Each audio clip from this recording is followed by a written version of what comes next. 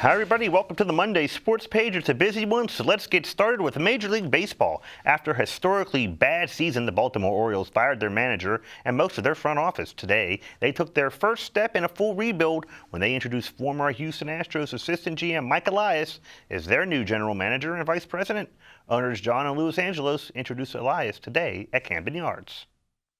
Well, just to welcome to Mike and everyone here, we are thrilled and excited to introduce Mike today.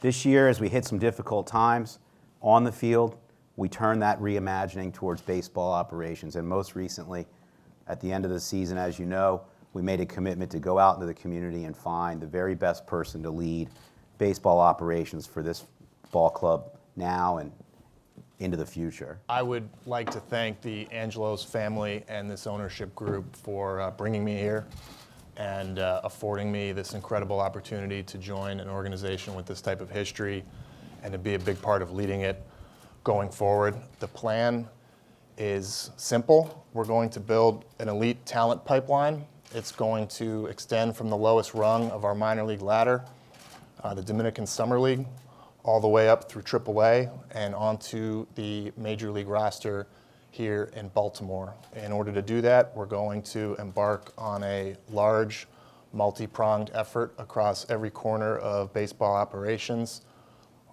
but particularly touching the areas that include scouting, domestic scouting, international scouting, player development, coaching, and an analytics support system to inform and improve our processes and decisions across all of those areas.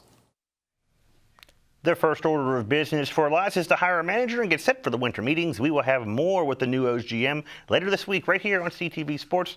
To college football over the weekend, Bowie State went in search of their first ever Division II national playoff win when they hosted West Alabama in first round action to Bulldog Stadium. We go. And there's Bowie State in the home black uniforms. The opponent, West Alabama, they come in the white uniforms and the red helmets. And here we go, West Alabama on the attack. Harry Satterwhite back to pass, and he is going to find Tariq Martin in the end zone for the touchdown. And West Alabama jumps ahead. Here comes Bowie State right back. Amir Hall is going to find Jordan Crockett. And Crockett is going to pick up a first down on third down to keep this drive alive. And then the same two hook up again. This time Hall to Crockett. Watch the footwork in the end zone for the touchdown, and Bowie State ties this thing right back up. Now, Hall using his arm again. This time's going to find Gilbert Lunsford, and Lunsford's down inside the 5-yard line. Bowie State in business, first and goal. From there, Hall is going to call his own number. Usually throws these. This time he's running it into the end zone for the touchdown, and Bowie State wins their first ever NCAA Division II playoff game, 41-35. Up next for the Bulldogs, a trip to Georgia. That's where they'll take on number 1 seeded Valdosta State in second round action. We'll stay with college football. The 5-5 Terps went in search of win number 6 when they hosted 9-1 and number 9 Ohio State over the weekend. Out to College Park for the action in this one. Terps in the home red, looking to become bowl eligible, and Ohio State trying to stay in the national playoff picture. Here we go. Second play of the game. Prince George's native and DeMatha grad Anthony McFarland is gone. 81 yards for a touchdown. He would add a 75-yarder later in the first quarter. And just like that, Maryland ahead big. Now in the second quarter, Terps still ahead, and McFarland's still running. And he's still running for a lot of yards into Ohio State territory. 298 yards from McFarland. He would take a breather, and Javon Leak would come into the game.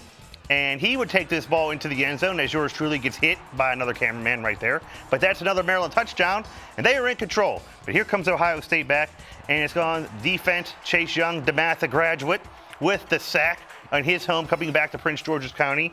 And then J.K. Dobbins taking the ball down to the goal line, be forced out on the 1-yard line right here. And Ohio State would have first and goal. Dobbins jumping over the top, extending the ball. This game would go to overtime. Excellent game. Ohio State comes out on top. Final score, 52-51. Terps now sit at 5-6 on the season. They need to beat Penn State in their regular season finale to become bowl eligible to